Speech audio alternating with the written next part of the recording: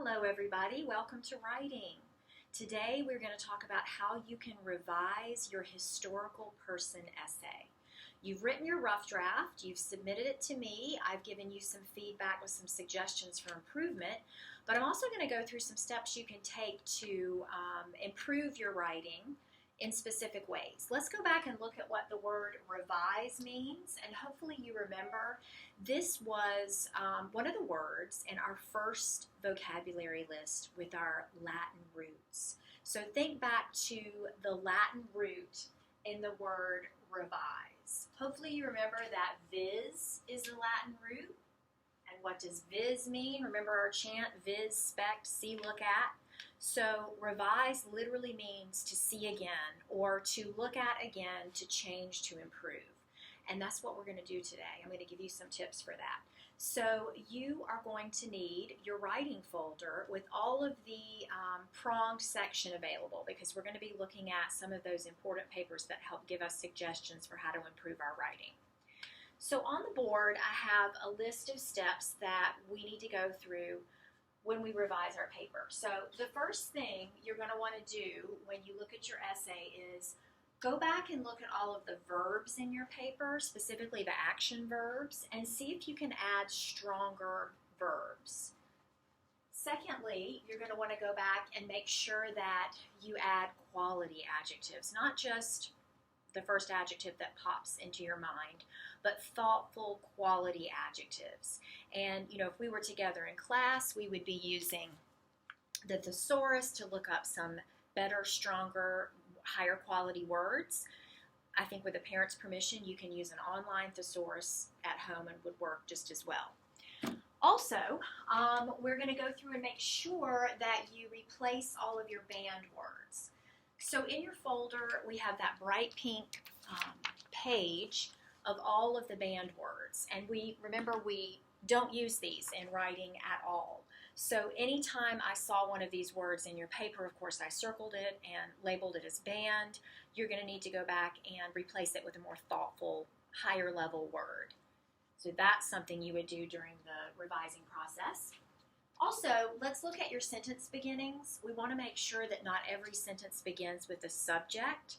So you know of a couple of ways to vary your sentence beginnings. You can use inverted order, which a lot of you already naturally do that, which is good. And if you'll think back in grammar, we talked about subordinate clauses, the www.asia.wub, when, while, where, as, since, if, although, whereas, unless, because. You could create a complex sentence where you begin with a subordinate clause and you follow that with an independent clause, and that would be a way to vary the beginning of your sentence rather than just starting off with a subject. Also, you want to make sure that you have transitional words and phrases to make your paper flow, from one idea to the next. And there is a page in the prong section of your folder, time and sequence words. Those contain the words and phrases that would be helpful for transitioning in your paper.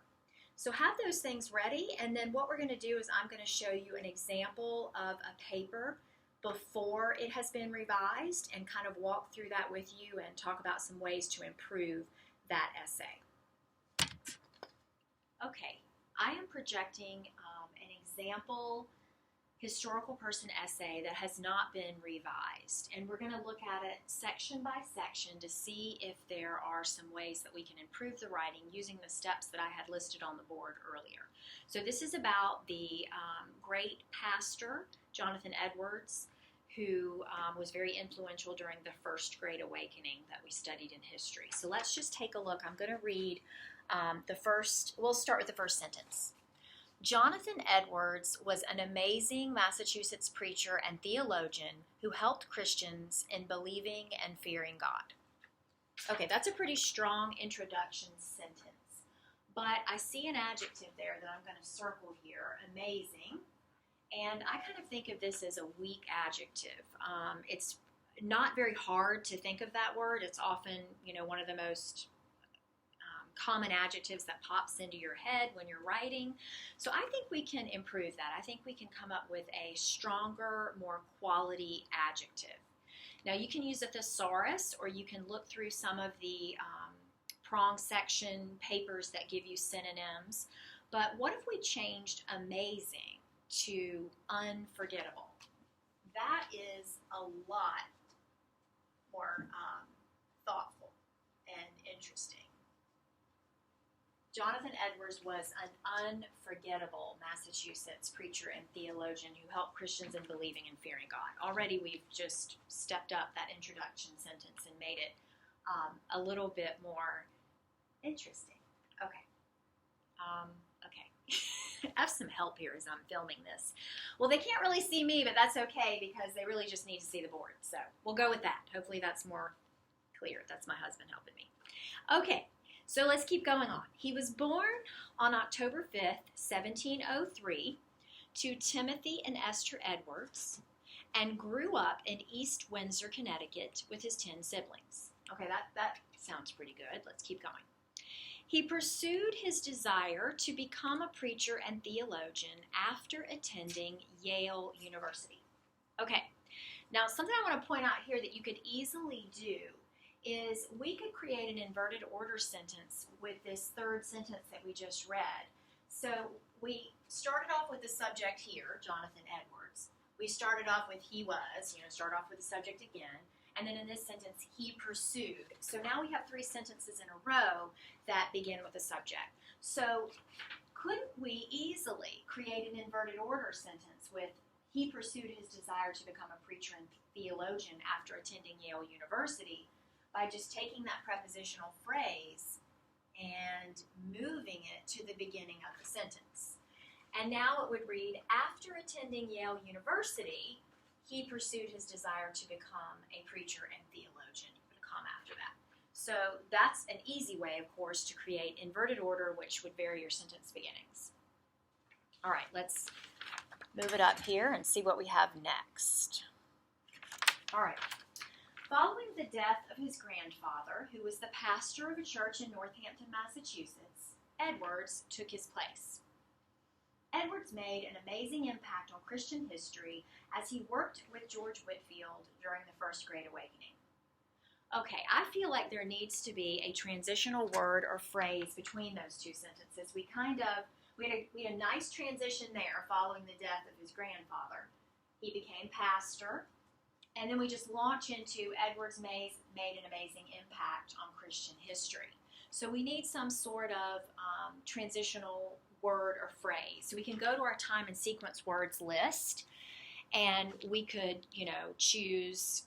There are a lot to choose from. What if we chose during this time? That's one we could use. And that helps transition from that last event to this one. During this time, Edwards made an amazing impact on Christian history as he worked with George Whitefield during the First Great Awakening. Okay, let's keep moving on. He preached many great sermons, including his most famous one, Sinners in the Hands of an Angry God. Okay, so I see what I would say to be a weak adjective in that sentence. He preached many great sermons. Well, again, great is an adjective that didn't take much thought or effort. Let's think about a synonym, a higher quality word that we could use that could replace great. Again, you can go to your thesaurus and just remember we talk about how not just any old synonym will do. You can't just throw in, the first synonym you see in the thesaurus or the first one that pops up on your screen. If you're using an online thesaurus, you have to be thoughtful and think about, does it work in the sentence? So these sermons were, they really stirred people up. They really moved people in their hearts, closer to the Lord. So what if we said he preached many moving sermons? That's more specific. It gives you more of a specific picture of what his sermons were like rather than just great, just kind of a generic word. Okay. Including Sinners in the Hands of an Angry God, which made many people ask forgiveness of their sins and give their lives to Christ.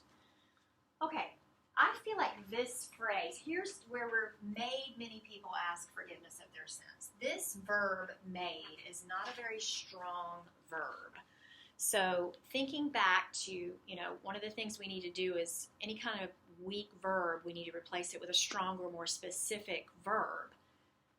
And you have to think about this sometimes. You really just have to think, how could we change that and improve it?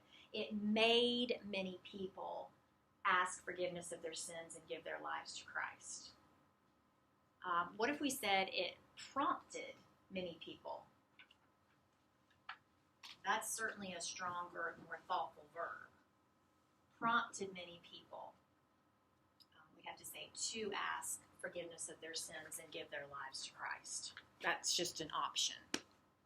Okay, let me erase the board and move the screen up because we have a few more sentences. Because remember, you're supposed to have an introduction sentence and then at least 5 body or detail sentences and then a conclusion. So let's see what comes next here. All right, so moving on. Through his leadership and excellent biblical teaching, his congregation developed a great fear and love of the Lord. Okay, well in this sentence, I certainly see great again. So remember, we also want to avoid repetition. We don't want to repeat words. So I think we had replaced the last great with moving, so we can't say that again. His congregation developed a great fear. Well, go to your thesaurus, and I'm sure there's lots of choices, but one I chose that I think would work really well is remarkable.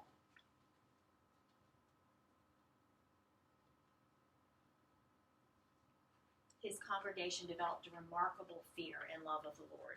That's much higher quality adjective. Okay. Edwards died on March 22nd, 1758. Here's where I am. And the last words he said were recorded by his daughter. Trust in God, and ye need not fear. Well, hopefully you noticed a banned word in that sentence. Said. The last words he said. Okay, so how can we replace said? Well, there's lots of, options in your binder, your pronged section. But what would be the most fitting here? Of course, you can't just throw in, we can't say he shouted or, maybe he whispered. I don't know if that would work or not, but how could we replace that? The last words he said were recorded by his daughter. What if we just said his last words were recorded by his daughter? We can just get rid of said and his last words recorded by his daughter. Well, I guess we need to keep were recorded by his daughter, and then of course that follows the quote, trust in God and you need not fear. So sometimes you can just eliminate the word itself and sort of rework the rest of the sentence, or you could have come up with another synonym for said. Okay, the last, we have a couple more sentences before we get to the last sentence. Through his leadership, Jonathan Edwards led a really Christ-centered life and encouraged others to trust in God through his great faith, teaching, and leadership. Okay, so, again, great. There's that word. Really. That's a pretty weak adverb. Jonathan Edwards led a really Christ-centered life and encouraged others to trust in God through his great faith, teaching, and leadership. So, what can we use? What's a better, stronger adverb that we could use other than really? Because words like really and very are not very thoughtful. So how could we replace that? Well, you can go to your list in your wrong section, look under very, because very and really are synonyms, or you can just think about it. And I chose to replace that with distinctly. He led a distinctly. Like it was set apart. It was very distinct. Christ-centered life and encouraged others to trust in God through his great faith, teaching, and leadership. Well, we could replace great with a number of things that would be appropriate here. Excellent is even better than great. I chose exceptional.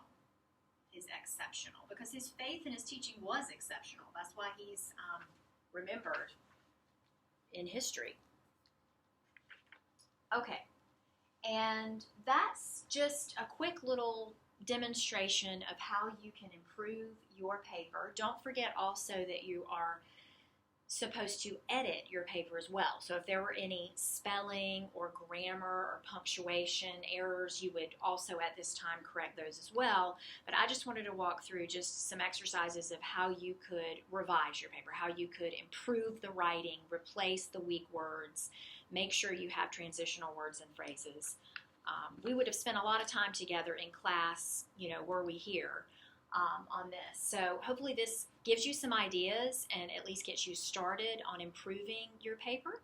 So happy working as you revise your historical person essay.